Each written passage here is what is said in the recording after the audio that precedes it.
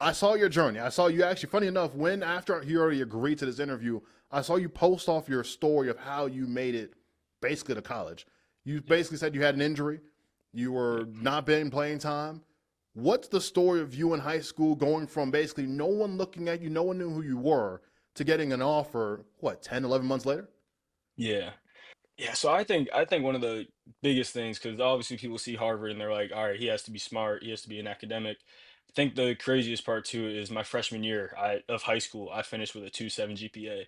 And you don't Sound see like me, too man. many Okay.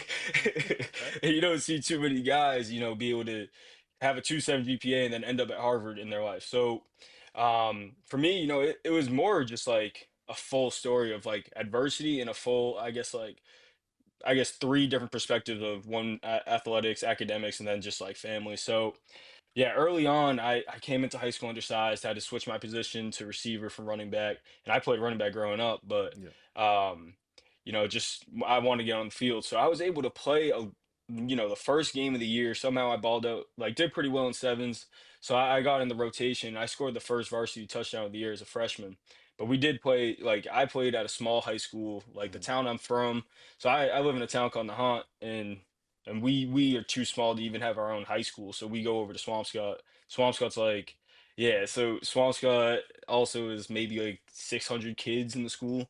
What? So it's small, really small ball. We're Division 5. At least when I was there. I think they dropped to like D6 now, but um so, I was able to touch the field, score the first varsity touchdown of the year, but from there, I didn't really touch the field again. I think I was just too small, to be Yeah. honest, but that ended up, like sparking something in me and just seeing like two dudes that were older than me. One kid's name is Jonathan Oriaki and another is Emmanuel Tashoa. These two kids were like, they were so bought in with football. And so they got me to kind of really buy into with like all the extra stuff, like going to camps and like training, all that stuff. And so I was very blessed to be exposed to that early on. Um, and so through that, I was able to, I guess, pick up sophomore year. And that's when I started to play a lot more. But I still had to deal with a bunch of, I had ankle injuries, I had all this different stuff. We still had a bunch of like talent, I guess, skill wise. And so that, I wasn't getting the ball a bunch either. So where it comes for me, where everything kind of flipped the switch was somehow when I ended up injuring my back in COVID. So COVID, when that hit, what's it called? I ended up doing a bunch of lifting, right? And I went from after my sophomore season when we won the state championship from like 155 pounds to like a year later being like right around 200 pounds. Wait, And wait, wait. Were you taking creatine? What kind of protein were you taking? What bro, bananas were you eating? What's going on here? that's What were you eating during yeah, that period there? yeah. So definitely like creatine I was on. My dad got me a bunch of like protein stuff. And then I was just eating, man. Like the amount of food I was eating, because I was like, yo, I gotta play running back. Like I'm not trying to play receiver. I gotta go back to my old ways, do what my dad did, I gotta play that. So yeah, dude, I was eating and just lifting like crazy. And I think honestly that's what probably brought upon the injury, the back injury. Is because I didn't really know what I was doing when I was lifting. I was just going in the weight room 3 times a week, like squatting. Then I Gotcha. was benching, like I was just doing those big lifts, compound lifts, and then I wasn't doing any of like the accessory stuff. So then I just do that, lift crazy, lift as heavy as I could, and then I call it a day. And during COVID, I was just like doing that, and then playing video games after, or doing my running, whatever else I had to do. But yeah, so that's that term called dirty bulk.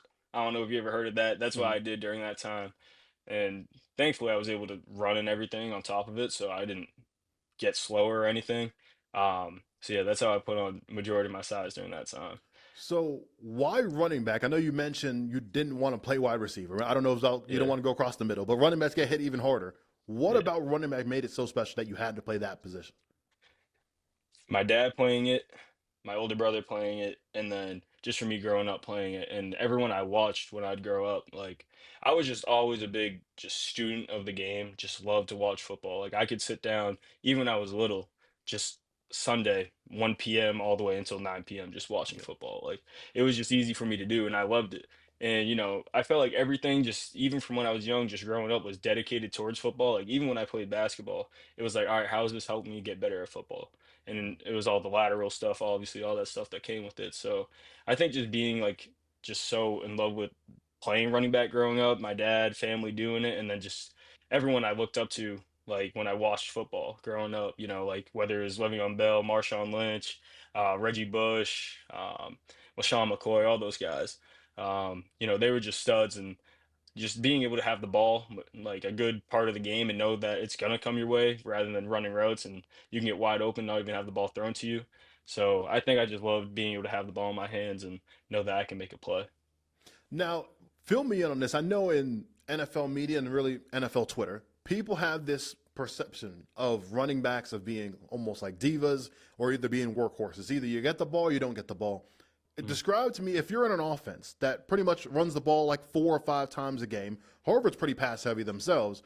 mm. Is that frustrating? Not feeling like you got to get into a flow momentum, or is that just a myth? You feel like in the third carry or third quarter you never got a single carry, you can still run as hard as you can. What's that myth there? Right. I think it just comes down to like your perspective on everything going on, right? Like if you're gonna be frustrated with it, it's not gonna do you no good. I think you just got to take it once again, like how life is in general, like taking one step at a time, right? One play at a time. You just got to do your best every single play and every single opportunity you get, even if it's not you getting the ball. If you got to pick up and pass protection, if you're running a route, like you just got to do it 100%. And I felt like that's something I learned from when I was young and playing receiver.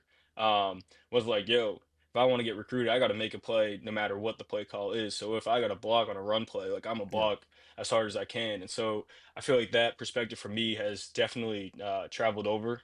And so like yeah, this year for sure, like we are pass heavy.